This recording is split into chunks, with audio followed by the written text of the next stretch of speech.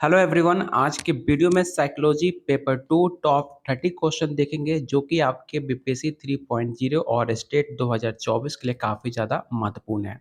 तो चलिए शुरू करते हैं। उससे पहले आपको बता दें, अगर आप बीपीएससी 3.0 या स्टेट 2024 की तैयारी कर रहे हैं तो आप लोग के लिए प्रैक्टिस सेट प्लस थ्योरी, जिसके अंदर आपको 1500 plus question answer with expression के साथ दिया जा रहा है सिर्फ 200 रुपीज़ के अंदर। अगर आप इसका एनसीईआरटी चैप्टर वाइज क्लास 11 और 12 का क्वेश्चन आंसर चाहते हैं तो सिर्फ आपको 151 रुपीज़ पेमेंट करना होगा। अगर आप इसका कॉम्बो लेते हैं तो सिर्फ आपको 300 रुपीज़ में आपको दिया जा रहा है। लेने के लिए आप मुझे इस नंबर पे व्हाट्सअप कर सकते हैं या इस वीडियो के कमेंट बॉक्स में आप कमेंट कर सकते हैं। तो चलिए शुरू करते हैं आज का पहला क्वेश्चन। पहला क्वेश्चन है, कोलर वर्ग के सिद्धांत निम्नलिखित में किस विकास से संबंधित है? पहला ऑप्शन है भाषा विज्ञान, सामाजिक विकास, नैतिक विकास या ऑप्शन डी है शारीरिक विकास। तो काफी आसान सा क्वेश्चन है। इसका राइट आंसर क्या होगा? तो ऑप्शन सी हो जाएगा। लॉरेंस कोरबर्ग का सिद्धांत नैतिक विकास से संबंधित है। उनके अनुसार नैतिकता प्रारंभिक बाल्यावस्था से स्टार्ट होता है और विभिन्न तत्व इसे प्रभावित करते हैं। एक से दो सवाल और पूछे जाते हैं आपके प्रीवियस ईयर क्वेश्चन में कि कोलरबर्ग सिद्धांत कब दिए थे नैतिक विकास का। आपको बताना है कि कोलरबर्ग ने नैतिक विकास का सिद्धांत कब दिया था। तो याद रखिएगा, 1969 में दिया था और कोलरबर्ग जो थे आपके अमेरिका के रहने वाले थे। कोलरबर्ग ने नैतिक विकास का सिद्धांत किससे प्रेरित होकर दिया था? तो जॉन डेवी और जीन पियाजे से प्रेरित होकर उन्होंने नैतिक विकास का सिद्धांत दिया था। उन्होंने 3 स्तर बताए थे और 6 अवस्था बताए थे। ये सारे फैक्ट्स याद रखिएगा लॉरेंस कोलरबर्ग से रिलेटेड। ऐसे सवाल आपके एग्जाम में पूछे जाते हैं, तो ऑप्शन इसका सी राइट आंसर हो जाएगा। सेकंड क्वेश्चन है, अभिक्रमजित अधिगम का प्रत्यय किसने दिया है? पहला ऑप्शन है हल, थोंडाइक, स्किनर या ऑप्शन डी है वाटसन। तो इसका राइट आंसर हो जाएगा ऑप्शन सी, जिसे आप एसआर थ्योरी के नाम से जानते हैं, पूर्व सक्रियात्मक क्रिया के नाम से जानते हैं। इसका राइट आंसर क्या होगा? तो ऑप्शन सी हो जाएगा। क्वेश्चन नंबर थर्ड है, व्यवहारिक क्षमताओं में वो सापेक्ष अस्थायी परिवर्तन जो कि प्रचलित अभ्यास का परिणाम होता है उसे क्या कहते हैं? पहला ऑप्शन है अधिगम, अभिप्रेरणा, अभिवृत्ति या ऑप्शन डी है अभिक्षमता। तो इसका राइट आंसर ऑप्शन ए हो जाएगा अधिगम। अगला क्वेश्चन है, संज्ञान का किस बुद्धि का सिद्धांत का हिस्सा है? पहला ऑप्शन है प्रतिदर्शा का, ऑप्शन बी है समूह कारक सिद्धांत, गिलफर्ड का सिद्धांत या ऑप्शन डी है फ्लूइड तथा क्रिस्टलाइज सिद्धांत। तो काफ़ी आसान सा क्वेश्चन है। ये सवाल आपके प्रीवियस ईयर क्वेश्चन में पूछा गया था। तो इसका राइट आंसर ऑप्शन आपका सी होगा, गिलफोर्ड का सिद्धांत। गिलफोर्ड का सिद्धांत आपके स्ट्रक्चर ऑफ इंटेलेक्ट के काम करते हैं, जिसे हम एएसआई के नाम से जानते हैं, जिन्होंने 1955 में बुद्धि परीक्षणों पर किसी व्यक्ति के प्रदर्शन का पता कर उनकी अनिर्त मानसिक क्षमताओं या उनके वृद्धि के कारकों पर लगाया गया था, जिसे एएसआई थ्योरी के आयामों के साथ व्यवस्थित किया जाता है। तो इसका राइट आंसर क्या होगा? तो ऑप्शन सी होगा, इसे याद रखिएगा। क्वेश्चन नंबर 5 है, 8 वर्ष के सुधीर की मानसिक आयु 10 वर्ष है, उसकी बुद्धि लब्धि कितनी होगी? आपको बताना है। पहला ऑप्शन है 80, 100, 110 या ऑप्शन डी है 125। तो इसका राइट आंसर क्या होगा? तो ऑप्शन डी। बुद्धि लब्धि का फॉर्मूला क्या होता है? तो मैंने आपको बताया था, जो कि आपका मेंटल एज है, तो उसको आप 10 इंटू 100 करोगे और जो आपका 8 जो है आपका 8 वर्ष जो उसकी आयु है, तो 10/8 इंटू 100 जब इसे आप कैलकुलेट करोगे तो आपका 125 आपका वैल्यू निकल के आ जाएगा। 10 यहाँ पर गिवन है और आपका 8 जो उसका एज है और आपका इंटू 100 करोगे तो आपका जो वैल्यू निकल के आएगा वो 125 आएगा। ऐसे सवाल आपके एग्जाम में पूछे जा सकते हैं, तो इसे आप जरूर याद रखिएगा। क्वेश्चन नंबर 6 है, स्वयं का कौन सा सिद्धांत इस विचार को मानता है कि संज्ञानात्मक अनुभव इमोशनल एक्सपीरियंस संज्ञानात्मक व्यवहार पर आधारित है? पहला ऑप्शन है जेम्स लैंग सिद्धांत, हाइपोथैलेमिक सिद्धांत, सक्रियता सिद्धांत या ऑप्शन डी है अभिप्रेरणा सिद्धांत। तो इसका राइट आंसर ऑप्शन ए हो जाएगा जेम्स लैंग सिद्धांत। जेम्स लैंग सिद्धांत होता क्या है? तो आप याद रखिएगा, भावना का जेम्स लैंग सिद्धांत बताता है कि शरीर में पहले शारीरिक परिवर्तन होते हैं, उसके बाद आपका भावना का अनुभव होता है। भावनाएँ आपकी शारीरिक संरचनाओं को व्याख्या करने में काफ़ी उत्पन्न करता है। याद रखिएगा सबसे पहले जो आपके बॉडी का जो चेंजिंग होता है, जो बॉडी आपका है, उसमें सबसे पहले फिज़िकली चेंज होता है, उसके बाद आपका भावना उत्पन्न होता है। आपने देखा होगा जब बच्चे जन्म लेते हैं तो कुछ फ़ील नहीं करते, उनके अंदर कोई इमोशन नहीं होता, उनके अंदर ना कोई फ़ीलिंग होती है, ना कोई इमोशन होता है। उनका सबसे पहले बॉडी ग्रोथ होता है, उनके अंदर फिज़िकल चेंजिंग होता है, उसके बाद उनके अंदर भावना, इमोशन उनके अंदर जगता है। इसलिए इसका राइट आंसर ऑप्शन आपका ए होगा, जो कि आपके जेम्स लैंग सिद्धांत के अंदर ये सब पढ़ना है। तो ऑप्शन ए आपका राइट आंसर होगा, इसे याद रखिएगा। क्वेश्चन नंबर 7 है, किसी इच्छा या आवश्यकता में रुकावट पड़ने पर उसमें उत्पन्न होने वाले इमोशन तनाव क्या कहते हैं? पहला ऑप्शन है दृढ़, कुंठा, एंग्जायटी या ऑप्शन डी है तनाव। तो इसका राइट आंसर ऑप्शन बी होगा फ्रस्ट्रेशन, जिसे इंग्लिश में फ्रस्ट्रेशन कहते हैं और हिंदी में कुंठा के नाम से जानते हैं। तो ऑप्शन इसका बी राइट आंसर हो जाएगा। क्वेश्चन नंबर 8, निम्नलिखित में कौन-सा सीखने का नियम नहीं है? काफ़ी आसान सा क्वेश्चन है। हर प्रैक्टिस सेट में हमने ये क्वेश्चन करा है, तो इसमें किसी को भी कन्फ्यूजन नहीं होना चाहिए। तो इसका राइट आंसर क्या हो जाएगा? तो ऑप्शन बी। सीखने के जो 3 नियम है थॉर्नडाइक साहब ने दिया था। पहला तत्परता का, प्रभाव का नियम और अभ्यास का नियम। लेकिन उन्होंने तनाव का नियम कोई नहीं दिया, तो इसमें कन्फ्यूज़ बिल्कुल मत हो जाइएगा। ऑप्शन इसका बी राइट आंसर होगा। क्वेश्चन नंबर 9 है, पियाजे मुख्य रूप से किसके अध्ययन के लिए जाने जाते हैं? पहला ऑप्शन है लैंग्वेज, सेक्सुअल, संज्ञानात्मक विकास या ऑप्शन डी है सामाजिक विकास।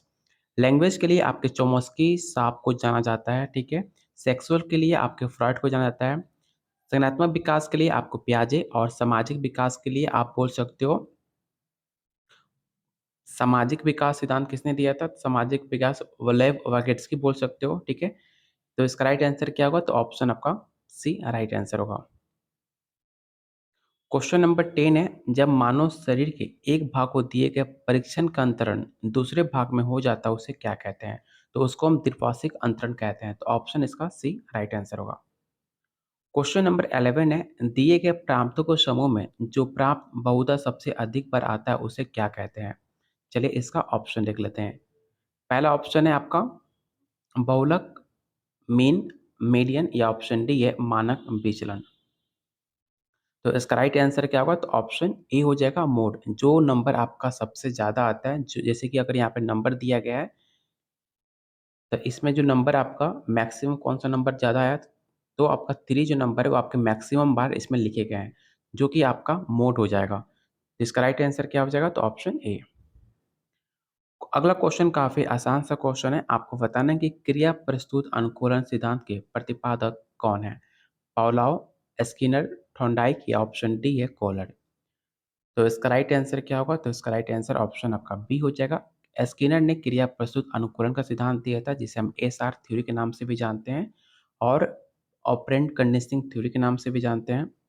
तो इसका राइट आंसर ऑप्शन बी होगा। पावलोव ने कौन-सा सिद्धांत दिया था? तो क्लासिकल सिद्धांत दिया था। पावलोव ने क्लासिकल सिद्धांत दिया था, इसे याद रखिएगा। थॉर्नडाइक ने कौन-सा सिद्धांत दिया था? और कोहलर ने नैतिक विकास का सिद्धांत दिया था और थॉर्नडाइक को आपको बताना है कि थॉर्नडाइक ने कौन-सा सिद्धांत दिया था, आपको कमेंट बॉक्स में बताना है। क्वेश्चन नंबर 13, अल्बर्ट बंडूरा निम्नलिखित में किस सिद्धांत से संबंधित है? पहला ऑप्शन है सामाजिक अधिगम सिद्धांत, व्यवहारात्मक सिद्धांत, विकास का संज्ञानात्मक सिद्धांत या ऑप्शन डी है विकास का मनोसामाजिक सिद्धांत। तो इसका राइट आंसर ऑप्शन ए हो जाएगा सामाजिक अधिगम सिद्धांत। आपने पढ़ा होगा सामाजिक शिक्षण थ्योरी, जिस सिद्धांत का विस्तार किया वो जल्दी सामाजिक संज्ञानात्मक विकास के नाम से जाने लगा। उन्होंने सबसे पहले सामाजिक शिक्षण के नाम से पहले इसे जाना जाता था, जिसे बाद में सामाजिक अधिगम सिद्धांत के नाम से जाने लगा, आपके अल्बर्ट बंडूरा का सिद्धांत। एक सवाल और पूछा जाता है कि अल्बर्ट बंडूरा किससे प्रेरित होकर अपना सिद्धांत दिया था? तो याद रखिएगा रॉबर्ट सीयर्स का नाम। रॉबर्ट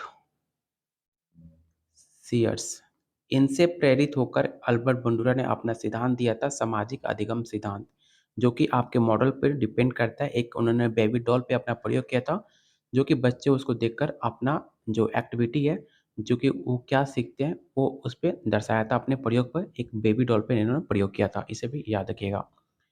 अगला क्वेश्चन है, मानसिक आयु का प्रत्यय किसने दिया है? काफ़ी आसान सा क्वेश्चन है और कई बार आपके एग्ज़ाम में पूछा भी जा चुका है।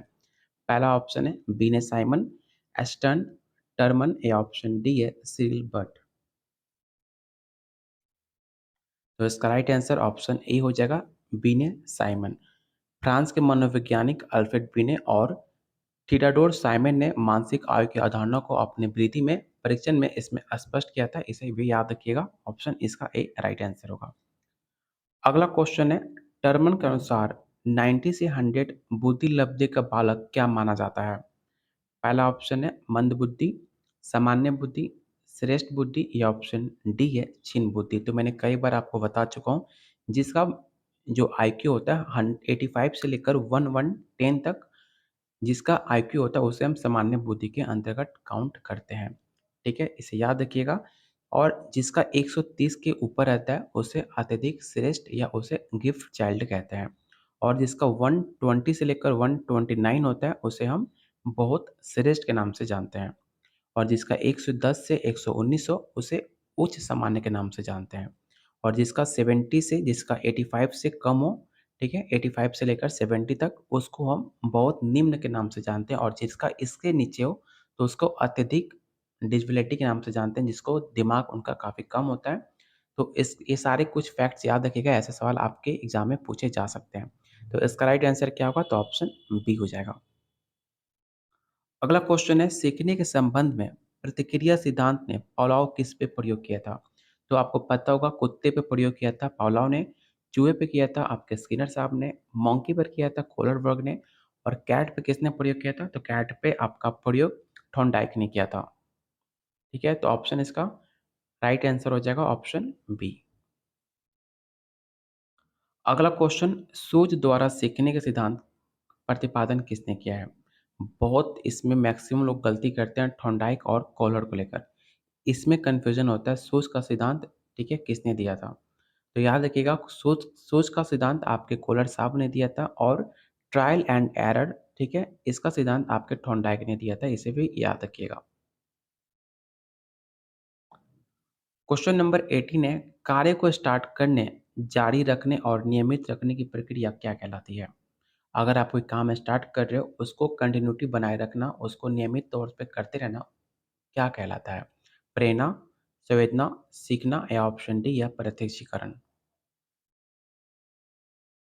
तो इसको कहते हैं मोटिवेशन। अगर आप किसी भी काम को लगातार कर रहे हो, उस पे कंटिन्यूटी बनाए रख रहे हो, तो उसको मोटिवेशन कहते हैं। जैसे कि आपका जो एग्ज़ाम का डेट है, कोई भी कन्फर्म न्यूज़ नहीं आ रहा है कि आपका पेपर कब तक होगा, लेकिन फिर भी आप मोटिवेशन के तौर पे आप डेली वीडियो देखते हो, सारे कुछ आप अभी तक आप डेली कंटिन्यू पढ़ाई कर रहे हो, डेली अपने एग्ज़ाम को लेकर चिंतित हो, वो सब कुछ आपके मोटिवेशन के तौर पे है।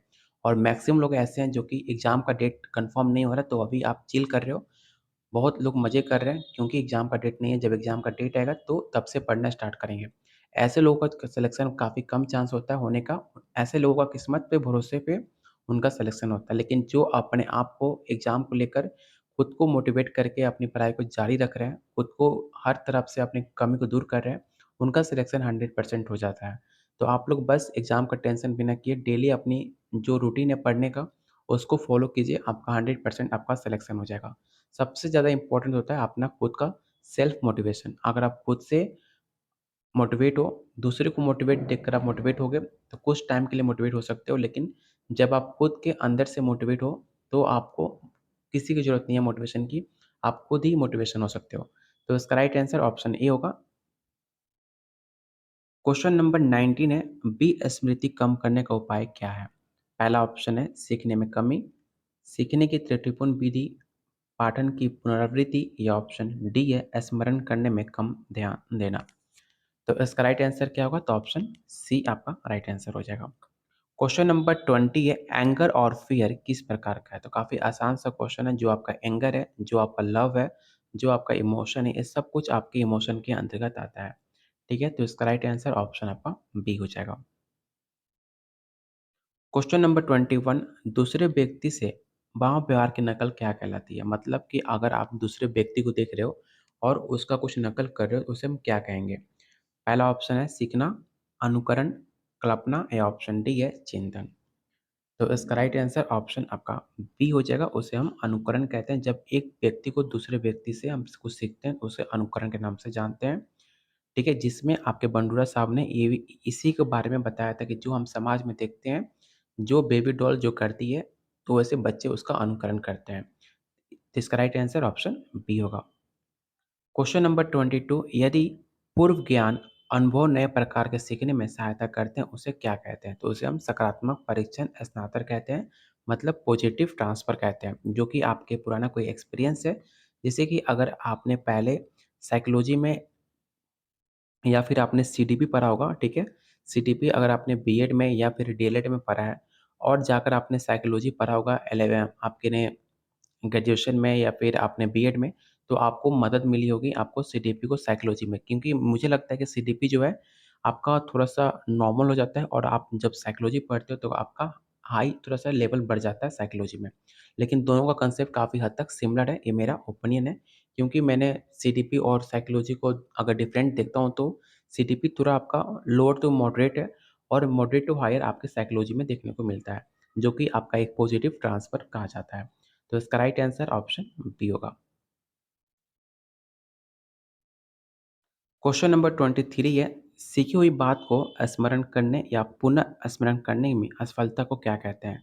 मतलब कोई बात को आप याद किए हो और उसको फिर से दोबारा याद करने की कोशिश कर रहे हो और उसको उसमें आप सफल नहीं हो पा रहे हो, तो उसे हम क्या कहेंगे? उसे कल्पना कहेंगे या उसे स्मृति कहेंगे या बी स्मृति या ऑप्शन डी है ध्यान। तो उसको हम बी स्मृति कहेंगे, क्योंकि आप उसे याद नहीं कर पा रहे हो, उसमें असफल हो जा रहे हो।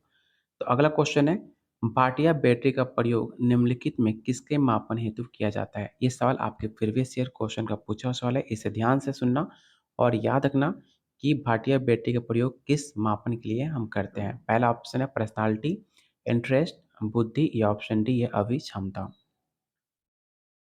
तो इसका राइट आंसर ऑप्शन आपका सी हो जाएगा। याद रखना, भाटिया बैटरी परीक्षण वृद्धि का एक प्रदर्शन परीक्षण है, जो कि सीएम भाटिया द्वारा 1955 में विकसित किया गया था। इसमें विभिन्न बहुत तरह के पैटर्न कार्ड इसमें शामिल होते हैं। तो इसका राइट आंसर क्या होगा? तो ऑप्शन सी होगा। 1955 में इसे विकसित किया गया था। किसके द्वारा? तो सीएम भाटिया पे, उन्हीं के नाम पर ये भाटिया बैटरी परीक्षण के नाम से जाना गया। इसे भी आप याद रखना। ऑप्शन इसका सी राइट आंसर होगा। क्वेश्चन नंबर 25 है, हॉल का सिद्धांत निम्नलिखित में किसकी व्याख्या करता है? पहला ऑप्शन है बुद्धि का प्रकृति, अधिगम में अभिप्रेरणा की भूमिका या ऑप्शन सी है मूल्य का विकास या ऑप्शन डी किशोरों का मनोविज्ञान। तो इसका राइट आंसर क्या होगा? तो इसका राइट आंसर ऑप्शन आपका डी हो जाएगा। अगला क्वेश्चन है, मानव व्यक्तित्व में मनोलैंगिक साइकोसेक्सुअल विकास को निम्नलिखित में किसने महत्व दिया? तो हमने कई बार अभी तक तो साइकोलॉजी के जन्मदाता भी उन्हें कहा जाता है, तो फ्रॉइड साहब ने साइकोसेक्सुअल का विकास किया था। आपको ऑप्शन देखने की ज़रूरत भी नहीं है, आप इसे ऑप्शन आँख बंद कर भी टिक आउट कर सकते हो।